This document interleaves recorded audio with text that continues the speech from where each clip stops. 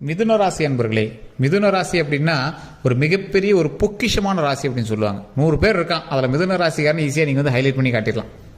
ஒரு அமைதியாகவே இருப்பாங்க. இவன் ரொம்ப சைலண்ட் கில்லர்ரா, இவன் பார்க்குறதாண்டா அமைதியாக இருப்பான், மிகப்பெரிய ஒரு கொடூரமானவன்டா அப்படின்லாம் சொல்லக்கூடிய ராசிகளில் இந்த ராசி ஒரு முதன்மையான ராசி அப்படின்னே சொல்லலாம். ராசிகள்லையே மற்றவர்களுக்கு செய்து அதன் மூலமாக மகிழ்ச்சி பெறக்கூடிய ராசி இந்த மிதுன ராசி. மற்றவர்களுக்கு செய்யணும், அதன் மூலமாக மனசு நிறையணும் அப்படின்னா அது மிதுன ராசிக்காரனாக தான் ஃபஸ்ட்டு ஆளாக இருக்கும். அதே மாதிரி இந்த மிதுன ராசிக்கு ஒரு ப்ளஸ் பாயிண்ட் ஒன்று இருக்குது. அதில் கிட்டத்தட்ட ஒரு 10க்கு மேலே மைனஸ் பாயிண்ட்டும் இருக்குது.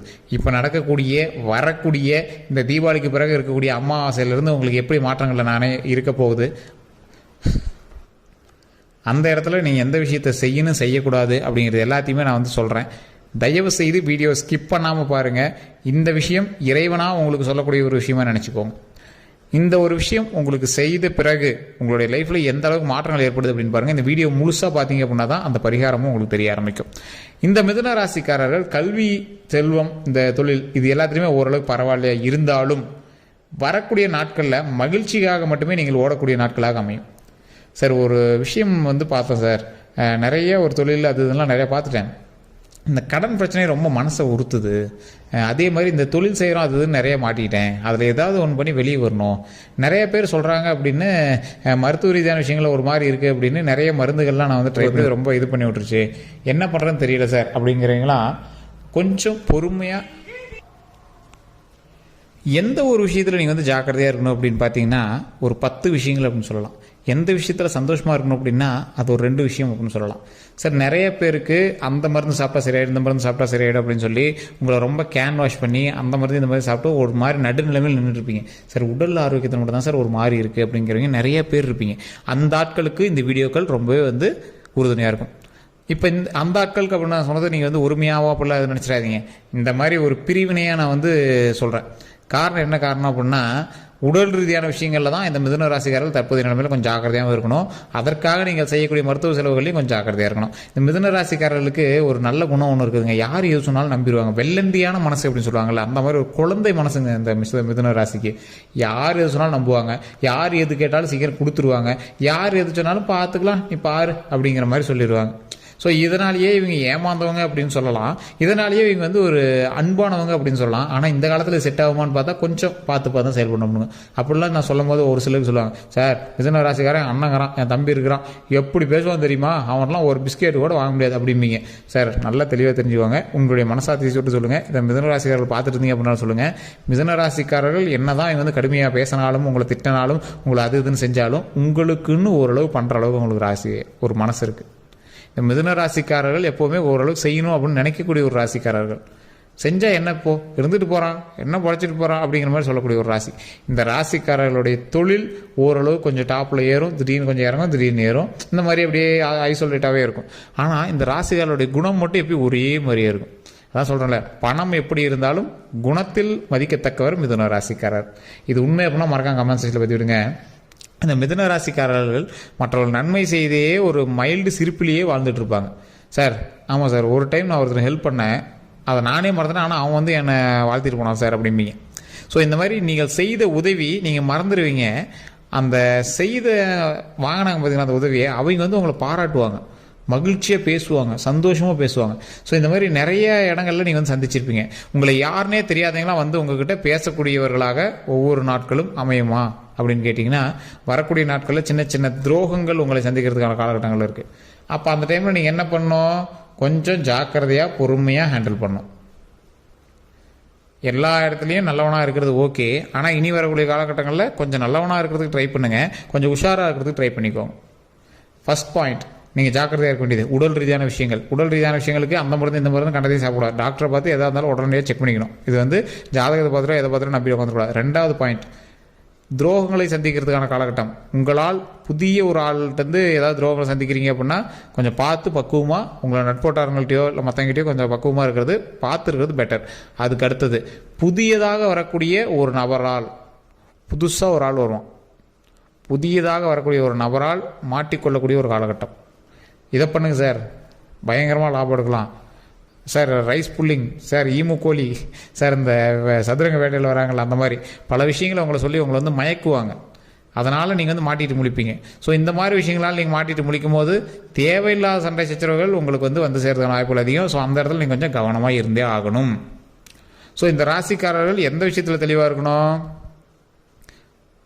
புதிய நபர்கள்ட்ட எச்சரிக்கையாக இருக்கணும். 4வது விஷயம், பணத்தை ஒருத்தர்கிட்ட கொடுக்குறீங்க அப்படின்னா இந்த டைமில் வந்து மற்றவங்க நம்பி செய்கிறது கொஞ்சம் யோசிச்சு பண்ணணும். 5வது விஷயம், சொத்து விஷயங்களில் ரொம்ப ஜாக்கிரதையாக இருக்கணும். 6வது விஷயம், டாக்குமெண்ட் ரீதியான விஷயங்கள் ரொம்பவே ஜாக்கிரதையாக இருக்கணும். 7வது விஷயம், சகோதர சகோதரிகள்கிட்ட சொத்து ரீதியான விஷயங்களுக்கு பஞ்சாயத்து பண்ணுறதோ இந்த மாதிரி விஷயங்கள் நடக்குது அப்படின்னா இந்த டைமில் பண்ணாமல் கொஞ்சம் ஸ்கிப் பண்ணி இருக்கிறது ரொம்ப பெட்டர். 8வது விஷயம், வண்டி வாகனங்களில் நட்பு வட்டாரங்கள்ட்ட கொடுக்குறதோ இல்லை வேற எங்கிட்ட கொடுக்குறதோ அந்த விஷயத்தில் ரொம்ப எச்சரிக்கையாக இருங்க. 9வது விஷயம், யாராவது வேலைக்கு பணம் கட்ட சொல்கிறாங்க, இந்த இடத்துல இன்வெஸ்ட் பண்ண சொல்கிறாங்க, அங்கே இன்வெஸ்ட் பண்ண சொல்கிறாங்க அப்படின்னா அதை ரொம்ப ரொம்ப ஜாக்கிரதையாக இருக்கணும். 10வது விஷயம், இதுதான் மெயின், ரொம்ப ரொம்ப ரொம்ப ரொம்ப முக்கியமான ஒரு விஷயம். நீங்கள் எந்த இடத்துல வண்டியில் போனீங்க அப்படின்னாலும் ரொம்ப ரொம்ப ரொம்ப ரொம்ப ஜாக்கிரதையாக போகணும். அதே மாதிரி அரசாங்க ரூலை பின்பற்றி செயல்பட வேண்டிய ஒரு காலகட்டம். வண்டியில் போனீங்கனாலும் சரி, 2 வீலர் கார் எதில் போனீங்கனாலும் சரி, அரசாங்க விதியை பின்பற்றி பொறுமையை கையாண்டு ஓட்டுங்க. ஓகேவா? இந்த 10 விஷயத்தில் நீங்கள் ரொம்ப ஜாக்கிரதையாக இருக்கணும். எந்த 2 விஷயத்தில் கொஞ்சம் பரவாயில்லையா இருக்கும்? செய்யக்கூடிய தொழிலும் செய்கின்ற தொழிலும் ஓரளவுக்கு பரவாயில்லையா இருக்கும். பாயிண்ட் 1. ஓகேவா? பெரிய லாபம் கிடைச்சா அப்படின்னா கரெக்டான மைல்டான லாபம், சரியான ஒரு விஷயத்தால் நடந்துட்டு இருக்கும். பாயிண்ட் 2, எந்த விஷயம் இன்னொன்று பரவாயில்லையா இருக்கும்? திருமணம் ஆகாதவர்களுக்கு திருமண தடை நீங்கி திருமணம் நடப்பதற்கு நல்ல ஒரு நேரம். குழந்தை பேர் இல்லாதவர்கள் குழந்தை பேர் கிடைப்பதற்கு ஒரு நல்ல நேரம் இப்படின்னு சொல்லலாம். ஸோ இந்த விஷயங்கள் எல்லாமே உங்களுக்கு பரவாயில்லையா இருக்கும். முன்னாடி நான் சொன்ன விஷயங்கள் கொஞ்சம் ரிஸ்க்கு, அதை கொஞ்சம் பார்த்து பக்குவமாக இருந்துக்கணும். அதே மாதிரி இந்த ராசிக்காரர்களாக எந்தெந்த விஷயத்தில் திரும்ப இன்னும் கொஞ்சம் சரிப்பட்டு இருக்கணும்? திருமணம் நடந்தவங்க குழந்தைக்காக போராடிட்டு இருக்கீங்க அப்படின்னா கட்டாயம் மேல்மலையனூர் கோயிலுக்கு போய் பார்த்துருவாங்க. மேல்மலையனூர் கோயிலுக்கு போகும்போதே திருவண்ணாமலை வழிபட்டு போயிட்டு வாங்க. இந்த 2 கோயிலுக்கு போயிட்டு பழனி, இந்த 3 இடங்களுக்கு போனீங்க அப்படின்னா அருமையான மாற்றம் உங்களுக்கு கிடைக்கும். சார் இது எல்லாமே பார்க்குறோம், ஒன்றும் ப்ராப்ளம் இல்லை, இதுக்கெல்லாம் முன்னாடி என்ன பண்ணோம்? எப்பவும் போல தான் குலதெய்வ வழிபாடு. உங்களுக்கு குலதெய்வ வழிபாடு பட்டு நீ இப்போ எந்த கோயிலில் போனீங்க அப்படின்னாலும் முதற் கடவுள் விநாயகரை வணங்குவீங்க. இப்போ நான் சொன்னதில் 4 பேர் வந்துருக்கு குடும்பஸ்தர்களாக நீங்கள் கும்பிட்டுருப்பீங்க. திருவண்ணாமலை சிவபெருமான் கும்பிட்டுருவீங்க, மேல்மலையனூரில் அங்காள பரமேஸ்வரி கும்பிட்டுருவீங்க, பழனியில் முருகரை கும்பிட்டுருப்பீங்க. இதுக்கு எல்லா கோயிலுக்கு முன்னாடி மூலவரான முதற் கணபதி விநாயகரை வணங்கியிருப்பீங்க. அதே மாதிரி இந்த 4 பேரையும் வணங்கிய பிறகு, இந்த 4 பேரையும் வணங்கியதற்கு முன்பாக உங்களுடைய குலதெய்வத்தை வணங்கியிருப்பீங்க. உங்கள் குலதெய்வத்தை வணங்குறீங்க, இந்த தெய்வங்கள் எல்லாத்தையும் வணங்குறீங்க. இந்த தெய்வங்கள் எல்லாம் வணங்குறதுனால என்ன ஒரு ப்ளஸ் பாயிண்ட் கிடைக்குது? ஆட்டோமேட்டிக்காக உங்களுக்கு வந்து நன்மை நடக்கிறதுக்கான காலகட்டம். ஒரு குடும்பத்தையே வணங்கியிருக்கீங்க, அப்போ குடும்பத்தை உருவாக்கி கொடுக்கும். குழந்தை விஷயங்களில் நிறையா நன்மையை கொடுக்கும். ஸோ இதுக்கு தான் அது வந்து வணங்குறது. சார் இந்த இடத்துக்குலாம் போயிட்டு வந்தேன், ஏற்கனவே போயிட்டு வந்திருக்கேன் அப்படின்னா கண்டிப்பாக திருச்செங்கோட்டில் இருக்கக்கூடிய அர்த்தநாரீஸ்வரர் கோயிலை போய் வணங்குங்க. நிறைய பேர் தெரியாத ஒரு விஷயம், திருச்செங்கோட்டில் இருக்கக்கூடிய அர்த்தநாரீஸ்வரர் கோயில் இந்த ராசிக்காரில் போய் வணங்கினீங்க அப்படின்னா மிகப்பெரிய நன்மை. அமாவாசை நாட்களில் போனீங்கன்னா அற்புதமாக இருக்கும். அங்கே ஒரு நாகசிற்பம் இருக்கும், அந்த நாகசிற்பத்துக்கு மேலே நீங்கள் போய் வணங்கினீங்க அப்படின்னா ரொம்ப ரொம்ப நல்லது. அந்த கோவிலில் தான் சார் வெள்ளை நவபாசானதாலான உள்ளே இருக்கக்கூடிய அர்த்தநாரீஸ்வரர் சிலை இருக்கும். அதே மாதிரி செங்குட்டு வேலவன் முருகர் சிலை இருக்கும். அதற்கு மேலே விநாயகர் கோயில் ஒன்று இருக்கும். ஸோ எப்படி இருக்கும்? குடும்பத்தோடு ஒரே இடத்துல இருப்பாங்க. அர்த்தநாரீஸ்வரர் சிவனும் சக்தியும் சேர்ந்து, அன்னையும் தந்தையும் சேர்ந்து ஒரே இடத்துல இருப்பாங்க. அந்தாண்ட செங்குட்டு வேலவன் முருகனுடைய கோவில், அதுக்கு மேலே பார்த்தீங்கன்னா உச்சி பிள்ளையார், மேலே கோவில் இருக்கும் விநாயகர் கோவில். இந்த 4 பேர் ஒரே இடத்துல நீங்கள் வந்து வணங்கலாம். அதுக்கு போகிறதுக்கு முன்னாடி அங்கே வந்து படியில் பாம்பு இருக்கும். ஒரு கால்வாசி மலை ஏறினீங்கன்னா அந்த இடத்துல பாம்பு இருக்கும். அந்த இடத்துல பால் ஊற்றி வணங்குவாங்க, மஞ்சள் குங்குமம் போட்டு வணங்குவாங்க. அந்த இடத்துலையும் வணங்கிட்டு நீங்கள் வந்து போயிட்டு வாங்க. ரொம்ப ரொம்ப ரொம்ப ரொம்ப நல்லதுங்க சார். வாழ்க்கையில் நீங்கள் வந்து பல தடைகளை அனுபவிச்சிருக்கீங்க அப்படின்னா அந்த தடைகள்லேருந்து நிவர்த்தி பெறுவதற்கு இந்த கோயில் உங்களுக்கு மிகப்பெரிய ஒரு வரப்பிரசாதம்னு சொல்லலாம். ஃப்ரீ டைமில் ஒரு டைம் வணங்கிட்டு வாங்க. திருமணம் ஆனவர்கள் எல்லாமே அங்கே போய் மாலை மாற்றுவாங்க. அது ஒரு சிறந்த ஸ்தலம். இது வரைக்கும் எங்கேயுமே வெள்ளை நவபாசன கோயில்களாக எங்கேயுமே நீங்கள் பார்த்துருக்க முடியாது. வெள்ளை நவபாசனத்தால் செய்யப்பட்டது அந்த கோவில். அந்த கோவிலில் செங்குட்டு வேலவனும் அதே மாதிரி 2 சாமிக்குமே வந்து ஃபேஸ் தெரியாது. ஃபேஸ் வந்து கொஞ்சம் அப்படியே தடவன மாதிரி இருக்கும். உள்ளே போனீங்கன்னா காலை அந்த பாதத்தை தூக்கி, அந்த துணியை தூக்கி அந்த பாதத்தை காட்டுவாங்க, கொலுசை காட்டுவாங்க. அதை பற்றி அந்த ஐயர்கள் சொல்லுவாங்க. அங்கே இருக்கக்கூடிய மூலவர்கிட்ட இருந்து பேசுவாங்க. அதெல்லாம் பார்த்துட்டு வாங்க. மிகப்பெரிய சந்தோஷம் கிடைக்கும், மிகப்பெரிய சந்தோஷம். திருச்செங்கோடு அர்த்தநாரீஸ்வரரும் செங்குட்டு வேலவனையும் வணங்கினீங்கன்னா மிகப்பெரிய சந்தோஷமாக இருக்கும். அங்கே இருக்கக்கூடிய முருகருக்கும் ஃபேஸ் வந்து சாஃப்டாக இருக்கிற மாதிரி வச்சுருப்பாங்க. கண்ணு மூக்கெலாம் அதில் வந்து தெரியாது, சாஃப்டாக இருக்கிற மாதிரி இருக்கும். அங்கே வணங்கும் போது அவ்வளோ ஒரு பவர் கிடைக்கும். எல்லா இடத்துலையும் இருக்கிற மாதிரி முருகர் அங்கே தெரிய மாட்டார். செங்குட்டு வேலவனாக காட்சி தருவார். வெள்ளை நவபாசனம் செய்யப்பட்ட செங்குட்டு வேலவனாக காட்சி தருவார் திருச்செங்கோட்டில் முருகர். இந்த மாதிரி பல அவதாரங்களில் இருக்கக்கூடிய ஒவ்வொரு தெய்வங்களும் அங்கே தான் இருக்குதுங்க. அந்த தெய்வங்களுக்கு எல்லாமே மிகப்பெரிய நன்மை தரக்கூடிய ஒரு அருளாக அங்கே சுற்றி, அந்த மலையை சுற்றியே வந்து பார்த்திங்கன்னா மிகப்பெரிய பவராக இருக்கும். ஒரு டைமாக வணங்கி வந்து பாருங்கள், மிகப்பெரிய நன்மை கிடைக்கும். திருமணம் நடக்கும், குழந்தை பேர் கிடைக்கிறதுக்கு ஒரு அருமையான ஸ்தலம்.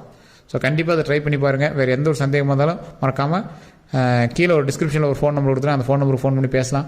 அதே மாதிரி ஃபேஸ்புக்கில் பார்த்திங்க அப்படின்னா ஸ்க்ரீனில் நம்பர் ஓடிட்டுருக்கோம். வேறு எந்த கருத்துக்களாக இருந்தாலும் மறக்காம கமெண்ட் செக்ஷனில் பதிவிடுங்க. கமெண்ட் செக்ஷனில் பதிவிடுறது நிறைய பேர் கேட்குறீங்க, அதனால் அதிகமாக கமெண்ட் படிக்க முடியல. ஏன்னா லட்சக்கணக்கில் வியூஸ் போகுது, அதில் நிறையா பேர் டைப் பண்ணுறீங்க, படிக்க முடியல. கீழே ஃபோன் நம்பர் கொடுத்துருக்கோம். உங்களுக்கு ஜோதிடம் பார்க்கணும் அப்படிங்கிறவங்க, உங்களுடைய ப்ராப்ளம் எல்லாத்தையும் சால்வ் பண்ணணும் அப்படின்னு நினைக்கிறவங்க அந்த நம்பருக்கு ஃபோன் பண்ணி நீங்கள் வந்து பேசி தெரிஞ்சிக்கலாம். பிரபல ஜோதிடர் தான் எடுத்து பேசுவார். நிறைய பேருக்கு பிஸியாக இருக்குது, எடுக்கலை அப்படிங்கிறீங்க. கொஞ்சம் பொறுமையாக தான் ஹேண்டில் பண்ணுங்கள். அதான் பதட்டத்தில் நீங்கள் பண்ணுறீங்க. ஸோ கொஞ்சம் பொறுமையாக ஹேண்டில் பண்ணுங்கள். சரியான நேரம் இருந்தால்தான் எந்த முடிவுக்குமே தீர்வு கிடைக்கும். ஸோ அதனால் கொஞ்சம் வெயிட் பண்ணி கூட அந்த கார்டில் அட்டன் பண்ணி பேசுங்க. வேறு எந்த ஒரு ப்ராப்ளம் இருந்தாலும் கீழே இருக்கிற நம்பருக்கு ஃபோன் பண்ணி நீங்கள் வந்து பேசி சால்வ் பண்ணிக்கலாம்.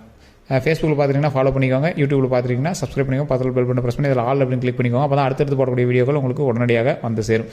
எல்லோருக்கும் நன்றி நண்பர்களே.